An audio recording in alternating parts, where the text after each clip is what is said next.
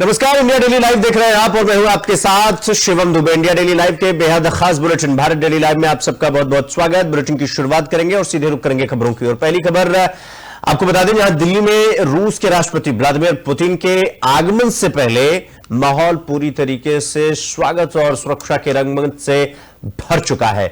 3 मूर्ति मार्ग के आसपास पुतिन के स्वागत में बड़े बड़े फ्लैक्स बोर्ड और रूस के राष्ट्रीय झंडे लगाए गए। राष्ट्रपति पुतिन प्रधानमंत्री नरेंद्र मोदी के निमंत्रण पर 4 और 5 दिसंबर को होने वाली 23वीं भारत रूस वार्षिक समिट में हिस्सा लेने भारत आ रहे हैं। इस दौरान पुतिन और प्रधानमंत्री मोदी कई अहम द्विपक्षीय मुद्दों पर बातचीत करेंगे।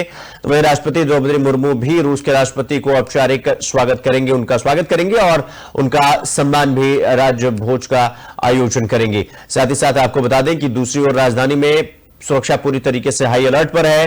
पुतिन के दौरे को देखते हुए दिल्ली पुलिस ने मल्टीलेयर सुरक्षा ग्रिड तैयार किया है और महत्वपूर्ण स्थानों पर स्वाट टीमें, स्नाइपर्स और अतिरिक्त सुरक्षा बल तैनात कर दिया गया है ताकि सुरक्षा पूरी तरीके से सुरक्षित हो और सुचारू रूप से यह सबको चलाया जा सके। तो आपको बता दें कि 4 और 5 तारीख यानी आज और आने वाले कल यानी 5 को 23वीं पूरे सम्मेलन में पहुंच रहे हैं रूस के राष्ट्रपति व्लादिमीर पुतिन। और आपको बता दें कि पुतिन का आगमन जो है वो कई तरह से बेहद खास होने वाला है और कई बड़े मुद्दे हैं जिन पर चर्चा की जा सकती है, विस्तार से चर्चा की जा सकती है।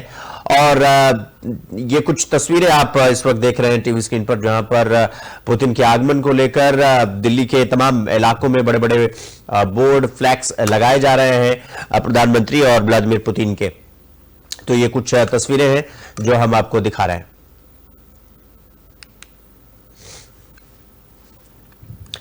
तो दिल्ली में वायु प्रदूषण की जो गुणवत्ता है वो लगातार गंभीर स्तर पर बना हुआ है और इसी मुद्दे को उठाते हुए विपक्षी सांसद ने आज संसद परिसर में मकरध्वज के सामने विरोध प्रदर्शन किया। सांसदों का कहना है कि राजधानी की हवा लोगों के लिए खतरनाक बन चुकी है, जान माल का खतरा ही समझिए अब इसे, लेकिन सरकार की ओर से ठोस और प्रभावी कदम नहीं उठाए जा रहे हैं। विरोध के दौरान सांसदों ने प्ले कार्ड दिखाते हुए सरकार से तत्काल हस्तक्षेप और व्यापक एक्शन प्लान बनाने की मांग की है। विपक्ष का आरोप है कि प्रदूषण नियंत्रण को लेकर घोषित योजनाएं केवल कागजों में सीमित हैं, जबकि वास्तविकता में दिल्ली एनसीआर का एयर क्वालिटी इंडेक्स लगातार खराब होता जा रहा है। सांसदों ने कहा कि यह सिर्फ राजनीतिक मुद्दा नहीं बल्कि लोगों की सेहत और जीवन से जुड़ा गंभीर प्रश्न है। उनका कहना है कि जब तक सरकार इस दिशा में निर्णायक कदम नहीं उठाती तब तक इस पूरे मामले को लेकर विरोध प्रदर्शन लगातार जारी रहेगा। तो मकरध्वज के बाहर आप ये जो प्रदर्शन देख रहे हैं, ये विपक्ष के द्वारा जो दिल्ली में वायु प्रदूषण यानी कि जो एयर क्वालिटी जो खराब हुई है बुरी तरीके से, उसको लेकर विपक्ष लगातार सरकार पर सवाल खड़े कर रहा है और किस तरीके से इस जहरीली हवा से निजात पाया जाए इसको लेकर भी विपक्ष लगातार सवाल खड़ा कर रहा है। और कुछ अलग मास्क पहने हुए लोग जो है आपको दिखाई देंगे, हाथ में तख्तियां लिए हुए हैं, हाथ में जो है वो प्लेकार्ड्स है और उसमें साफ तौर पर देखा जा सकता है कि जहरीली हवा को लेकर के एयर क्वालिटी इंडेक्स इंप्रूव करवाने के लिए या करने के लिए तमाम तरीके की जो गाइडलाइन है उनको फॉलो करवाने के लिए तमाम तरीके की बातें विपक्ष लगातार उठा रहा है। और ये तस्वीरें मकरध्वज जो संसद परिसर है उसके बाहर की तस्वीरें हैं, कुछ इसी तरीके से देखने को मिली।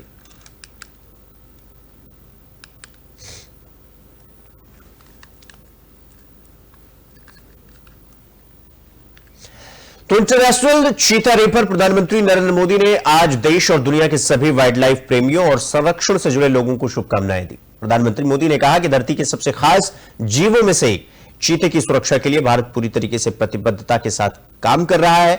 उन्होंने याद दिलाया कि 3 साल पहले शुरू किया गया प्रोजेक्ट चीता सिर्फ एक प्रजाति को बचाने का प्रयास नहीं था बल्कि उस पूरे इकोसिस्टम को फिर से संतुलित करने की कोशिश है जिससे चीता स्वाभाविक रूप से फल फूल सके। प्रधानमंत्री ने बताया कि भारत में अब कई चीते जन्म ले रहे हैं और कुना नेशनल पार्क और गांधी सागर सेंचुरी में अच्छी तरीके से फल फूल रहे हैं, विकसित हो रहे हैं। और उन्होंने यह भी कहा कि चीता टूरिज्म की बढ़ती लोकप्रियता इस संरक्षण अभियान की सफलता को दर्शाती है। प्रधानमंत्री मोदी ने दुनिया भर के वाइल्ड लाइफ उत्साहियों और भारत आने वाले चीतों को उनकी पूरी शान में देखने का जो है उन्हें निमंत्रण दिया।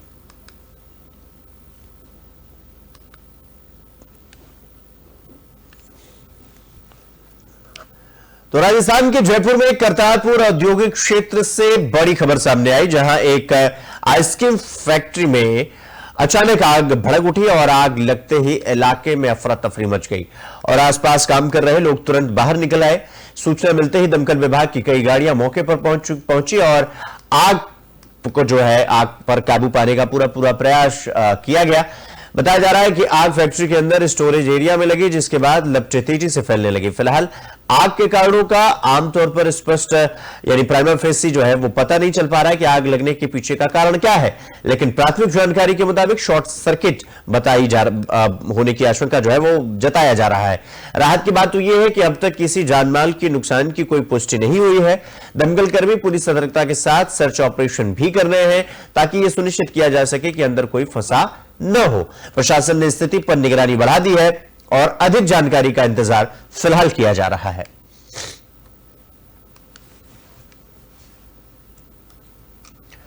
तो देश की सबसे बड़ी एयरलाइन इंडिगो आज भारी अव्यवस्था का सामना कर रही है। दरअसल पूरे देश में इंडिगो की नई उड़ानें या तो देरी से चल रही है या फिर आखिरी समय पर कैंसिल की जा रही है, यानी एंड मोमेंट पर फ्लाइट कैंसिल कर दी जा रही है।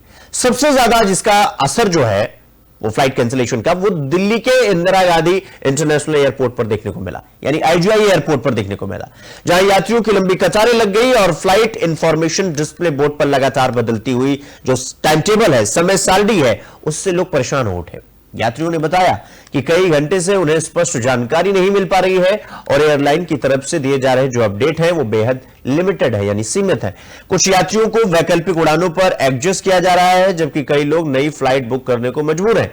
हालांकि देरी और कैंसिलेशन के पीछे का सटीक कारण अभी तक सामने नहीं आया है, लेकिन एयरलाइन की तकनीकी या ऑपरेशन दिक्कतों की संभावना जताई जा रही है। अधिकारियों का कहना है कि स्थिति को जल्द सामान्य करने का प्रयास जो है वो लगातार जारी है।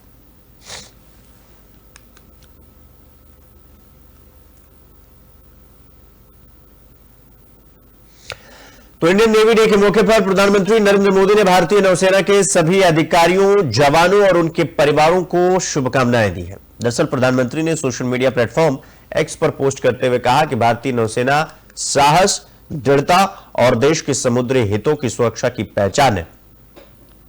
और उन्होंने लिखा कि नौसेना देश के तटीय क्षेत्रों की रक्षा के साथ साथ वैश्विक समुद्री मार्गों की सुरक्षा में भी महत्वपूर्ण भूमिका निभाता है। प्रधानमंत्री ने हाल ही में वर्षों में नौसेना द्वारा आत्मनिर्भरता और मॉडर्नाइजेशन पर दिए जा रहे विशेष जोर की सराहना की। उन्होंने कहा कि स्वदेशी तकनीक, नए प्लेटफॉर्म और आधुनिक संसाधनों ने भारत की समुद्री शक्ति को और मजबूत बनाया है। प्रधानमंत्री मोदी ने अपने संदेश में यह भी याद दिलाया कि इस साल दिवाली उन्होंने आईएनएस विक्रांत पर नौसेना कर्मियों के साथ मनाई, जिसे वो जीवन की सबसे यादगार दिवालियों में से एक मानते हैं। उन्होंने नौसेना के आगे अभियानों के लिए आगे आने के जो भी अभियान है उसके लिए नौसेना को शुभकामनाएं दी।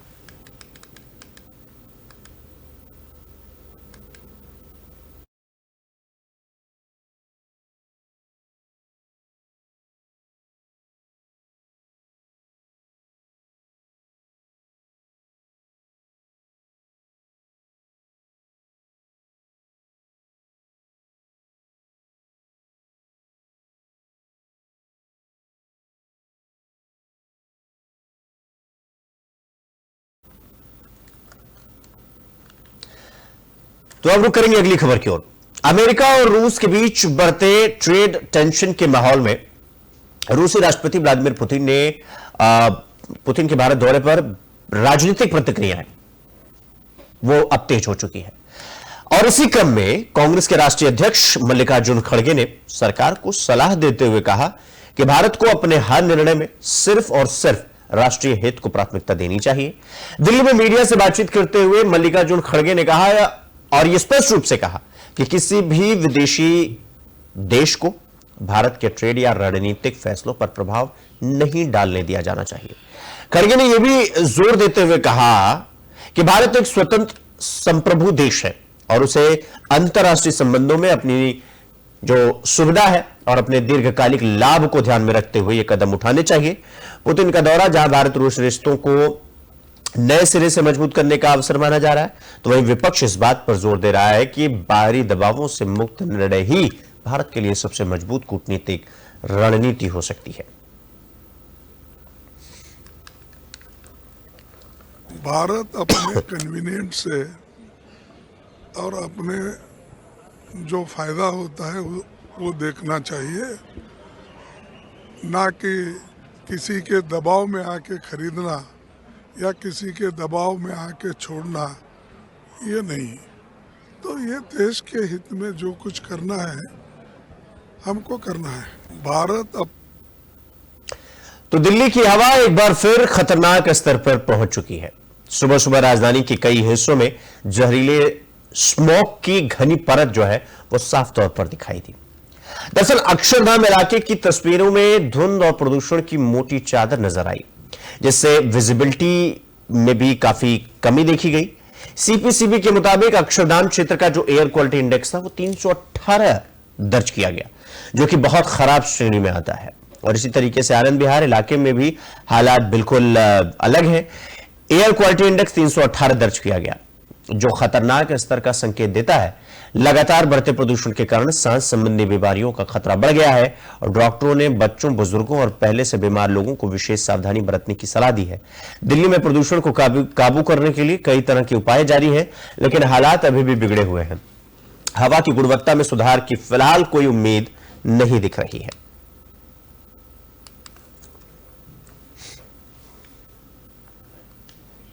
तो वहीं कश्मीर घाटी में ठंड का जो असर है वो लगातार बढ़ता जा रहा है। दरअसल श्रीनगर में तापमान सब जीरो तक पहुंच चुका है, जिससे लोगों की जो दिनचर्या है वो बुरी तरीके से प्रभावित हो रही है। सुबह के वक्त शहर के कई हिस्सों में जमा देने वाली ठंड महसूस की जा रही है।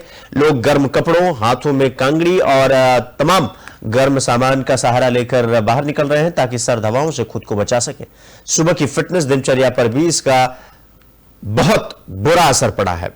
लोग वॉक या एक्सरसाइज करते समय भारी जैकेट और ऊनी मफलरों का इस्तेमाल कर रहे हैं। कुछ लोग अपनी दिनचर्या सूरज निकलने के बाद ही शुरू कर रहे हैं ताकि कड़ाके की ठंड से बचा जा सके। आईएमडी के मुताबिक आज श्रीनगर का जो न्यूनतम तापमान है वो -2 डिग्री सेल्सियस आंका गया, जबकि अधिकतम जो है तापमान वो 12 डिग्री सेल्सियस तक पहुंचने का अनुमान है। तापमान में हो रही लगातार गिरावट से आने वाले दिनों में ठंड जो है बढ़ने की जो संभावना है वो और भी तेज हो गई है या फिर और भी बढ़ गई है।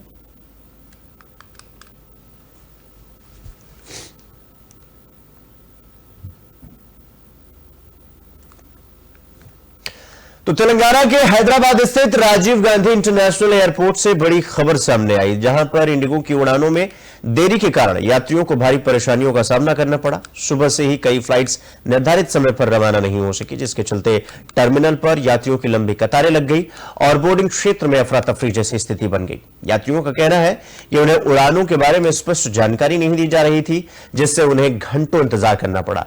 कई लोग कनेक्टिंग फ्लाइट्स और आगे की ट्रैवल प्लानिंग को लेकर भी परेशान दिखे। एयरपोर्ट अधिकारियों ने बताया कि इंडिगो के ऑपरेशनल इश्यूज के चलते देरी हुई और स्थिति को जल्द ही सामान्य करने की पूरी कोशिश की जाएगी। फिलहाल एयरपोर्ट पर अतिरिक्त स्टाफ तैनात किया गया है ताकि भीड़ को नियंत्रित किया जा सके और यात्रियों को आवश्यक सहायता मिल सके।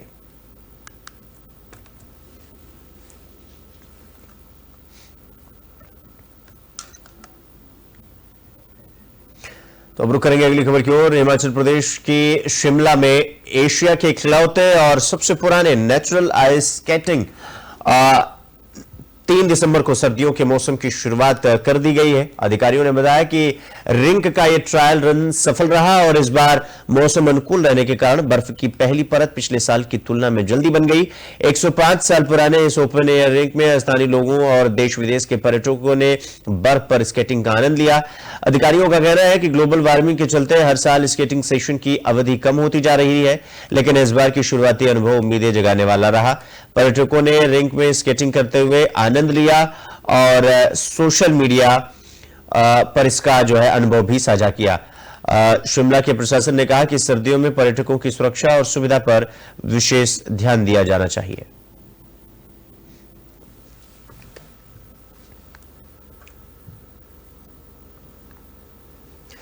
तो वहीं कैलिफोर्निया के ट्रोना एयरपोर्ट के पास थंडरबर्ड्स F-16C फाइटर फाल्कन विमान क्रैश हो गया। दरअसल हादसे के दौरान पायलट सुरक्षित बाहर निकलने में कामयाब रहा और उन्हें मामूली चोट जो है वो आई है। रिचक्रेट्स हॉस्पिटल ले जाया गया है उसको। अधिकारियों ने बताया कि एयरक्राफ्ट पूरी तरह से तबाह हो गया है और कोई बड़ा हादसा नहीं हुआ या फिर इस पूरे हादसे से कोई हताहत नहीं हुआ। हादसे की प्रारंभिक जांच के अनुसार यह तकनीकी समस्या या ऑपरेशनल कारणों से यह पूरी घटना हो सकती है। दुर्घटना के तुरंत बाद एयरपोर्ट और स्थानीय आपातकालीन सेवाओं ने मौके पर पहुंचकर राहत कार्य शुरू किया। पायलट के सुरक्षित रहने से अधिकारियों और सुरक्षा बलों ने राहत की सांस ली। अमेरिकी वायुसेना ने इस घटना की पुष्टि करते हुए कहा कि हादसे के कारणों की जांच की जा रही है और आगे की रिपोर्ट आने पर विस्तृत जानकारी साझा की जाएगी।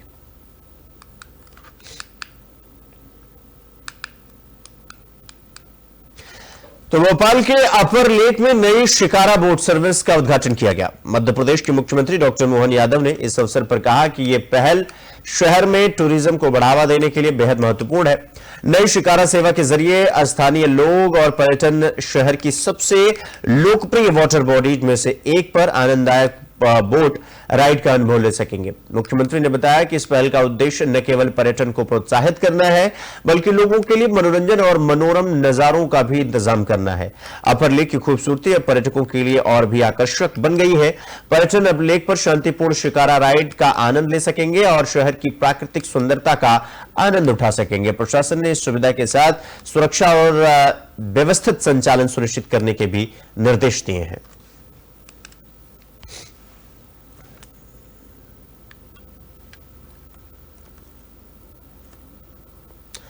रुक करेंगे अगली खबर की ओर। अमेरिका ने H1 वीजा और उनके डिपेंडेंट H4 वीजा एप्लीकेंट के लिए बड़ी जो स्क्रीनिंग है उसके जांच की घोषणा कर दी है। दरअसल अमेरिका डिपार्टमेंट ऑफ स्टेट के मुताबिक 15 दिसंबर से सभी H1B और उनके डिपेंडेंट्स के लिए ऑनलाइन जो प्रेजेंस है वो रिव्यू अनिवार्य किया जाएगा।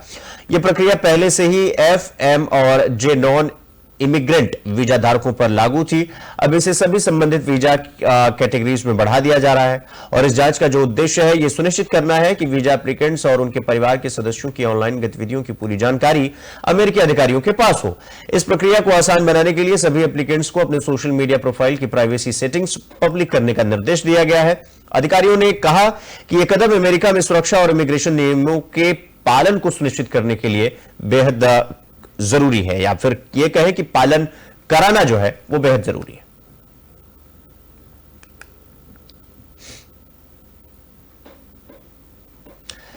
तो पार्लियामेंट विंटर सेशन 2025 के दौरान दिल्ली में संसद परिसर में टीएमसी सांसदों ने केंद्र सरकार के खिलाफ विरोध प्रदर्शन किया। डोला सेन, महुआ मोइत्रा और सागरिका घोष समेत कई सांसदों ने बकाया और मनरेगा फंड से जुड़े मुद्दे को उठाते हुए जोरदार प्रदर्शन किया। सांसदों का यह आरोप है कि केंद्र सरकार ने राज्यों को मनरेगा के फंड समय पर नहीं दिए, जिससे गरीब और ग्रामीण वर्ग जो है वो प्रभावित हो रहा है। टीएमसी सांसद ने कहा कि यह केवल एक राजनीतिक प्रदर्शन नहीं बल्कि आम जनता के अधिकार और उनके रोजगार के मुद्दों को लेकर किया गया आंदोलन है। सांसदों ने संसद परिसर में विरोध करते हुए सरकार से तत्काल जो है कार्रवाई करने की मांग की और यह कहा कि जब तक बकाया राशि और फंड मुद्दों का समाधान नहीं होगा तब तक उनका यह विरोध प्रदर्शन जारी रहेगा।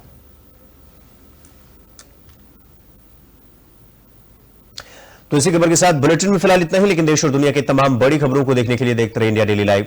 नमस्कार।